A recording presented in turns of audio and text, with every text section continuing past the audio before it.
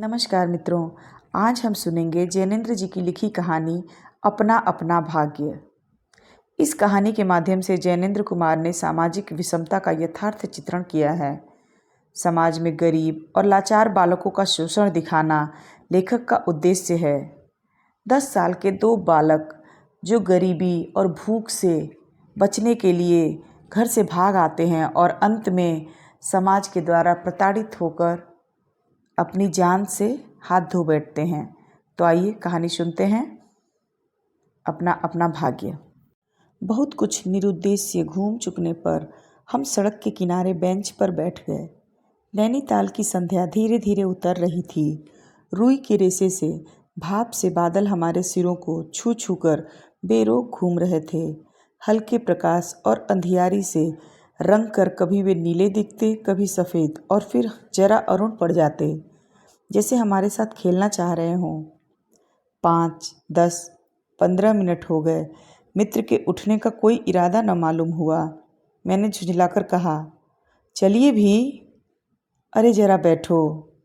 हाथ पकड़कर जरा बैठने के लिए जब जोर से बैठा लिया गया तो और कोई चारा न रहा। सनक से छुटकारा पाना आसान न था और जरा बैठना भी जरा न था। चुपचाप बैठे तंग हो रहा था, कुढ़ रहा था कि मित्र अचानक बोले, देखो वह क्या है।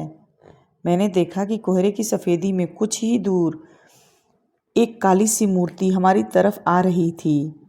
मैंने कहा, होगा कोई। 3 गज की दूरी से दिख पड़ा एक लड़का, सिर के बड़े बड़े बाल खुजलाता चला आ रहा था। नंगे पैर, नंगे सिर, एक मैली सी कमीज लटकाए है। पैर उसके न जाने कहाँ पड़ रहे थे और वह न जाने कहाँ जा रहा था, कहाँ जाना चाहता था। न दायां था न बायां था। पास की चुंगी की लालटेन के छोटे से प्रकाश वृत्त में देखा, कोई 10-12 वर्ष का लड़का होगा। गोरे रंग का है पर मैल से काला पड़ गया है। आंखें अच्छी बड़ी पर सूनी, माथा जैसे अभी से झुर्रियाँ खा गया है। वह हमें न देख पाया। वह जैसे कुछ भी न देख रहा था। न नीचे की धरती, न ऊपर चारों ओर फैला हुआ कोहरा, न सामने का तालाब और न एकाकी दुनिया। वह बस अपने निकट वर्तमान को देख रहा था। मित्र ने आवाज़ दी, ए! उसने अपनी सूनी आंखें फाड़ दी। दुनिया सो गई, तू ही क्यों घूम रहा है? बालक मूक फिर भी बोलता हुआ सा चेहरा लेकर खड़ा रहा। कहाँ सोएगा? यहीं कहीं। कल कहाँ सोया था? दुकान पर। आज वहाँ क्यों नहीं? नौकरी से हटा दिया। क्या नौकरी थी? सब काम, 1 रुपया और जूठा खाना। फिर नौकरी करेगा? हाँ। बाहर चलेगा? हाँ। आज क्या खाना खाया? कुछ नहीं। अब खाना मिलेगा? नहीं मिलेगा। यूं ही सो जाएगा? हाँ। कहाँ? यहीं कहीं। इन्हीं कपड़ों में? बालक फिर आंखों से बोलकर मुख खड़ा रहा, मानो आंखें बोलती थी, यह भी कैसा मूर्ख प्रश्न है। माँ बाप हैं? हाँ। कहाँ? 15 कोस दूर गांव में। तू भाग आया? हाँ। क्यों? मेरे कई भाई बहन हैं, सो भाग आया। वहाँ काम नहीं, रोटी नहीं। बाप भूखा रहता था और माँ भूखी रहती थी, रोती थी, सो भाग आया।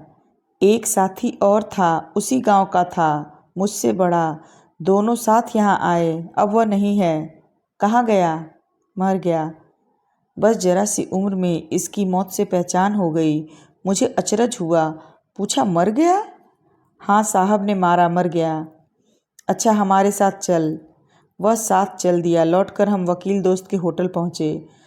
वकील साहब होटल के कमरे से उतर कर आए। काश्मीरी दुसाला लपेटे थे, मोजे चढ़े, पैरों में चप्पलें थीं। स्वर में हल्की झुंझलाहट थी, कुछ लापरवाही थी। ओहो, फिर आप कहिए। आपको नौकर की ज़रूरत थी ना, देखिए ये लड़का। कहाँ से लाए?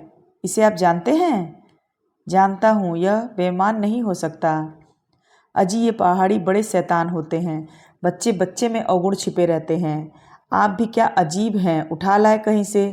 लो जी ये नौकर लो। मानिए तो यह लड़का अच्छा निकलेगा। आप भी।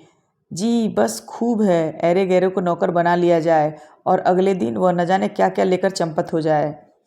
आप मानते ही नहीं, मैं क्या करूं? माने क्या खाक, आप भी? जी अच्छा मजाक करते हैं। अच्छा अब हम सोने को जाते हैं। और वह 4 रुपया रोज के किराए वाले कमरे में सजी मसहरी पर सोने झटपट चले गए। बालक कुछ ठहरा। मैं असमंजस में रहा। तब वह प्रेत गति से एक ओर बढ़ा और कोहरे में मिल गया। हम भी होटल की ओर बढ़े। हवा तीखी थी, हमारे कोटों को पार कर बदन में तीर सी लगती थी। सिकुड़ते हुए मित्र ने कहा, भयानक शीत है, उसके पास बहुत कम कपड़े। यह संसार है यार, मैंने स्वार्थ की फिलॉसफी सुनाई। चलो पहले बिस्तर में गर्म हो लो, फिर किसी और की चिंता करना। उदास होकर मित्र ने कहा, स्वार्थ? जो कहो, लाचारी कहो, निठुराई कहो या बेहयाई। दूसरे दिन नैनीताल स्वर्ग के किसी काले गुलाम पशु के दुलार का वह बेटा, वह बालक निश्चित समय पर हमारे होटल डी पब में नहीं आया। हम अपनी नैनीताल सैर खुशी खुशी खत्म करने चले हुए थे। उस लड़के की आस लगाए बैठे रहने की ज़रूरत हमने न समझी। मोटर में सवार होते ही यह समाचार मिला, पिछली रात एक पहाड़ी बालक सड़क के किनारे पेड़ के नीचे ठिठुर कर मर गया। मरने के लिए उसे वही जगह, वही 10 बरस की, वही उम्र, वही काले चिथड़ों की कमीज मिली। आदमियों की दुनिया ने बस यही उपहार उसके पास छोड़ा था। पर बताने वालों ने बताया कि गरीब के मुंह पर, छाती, मुट्ठियों और पैरों पर बर्फ की हल्की सी चादर चिपक गई थी, मानो दुनिया की बेहयाई ढकने के लिए प्रकृति ने 100 के लिए सफ़ेद और ठंडे कफन का प्रबंध कर दिया था। आप सुन रहे थे जैनेंद्र जी की लिखी कहानी अपना अपना भाग्य। आपको कहानी कैसी लगी? अगर आपको कहानी पसंद आई हो तो चैनल को सब्सक्राइब कीजिए, वीडियो को लाइक और शेयर ज़रूर कीजिए। मिलते हैं एक नई कहानी के साथ, तब तक आपका दिन शुभ और रात्रि मंगलमय हो। धन्यवाद।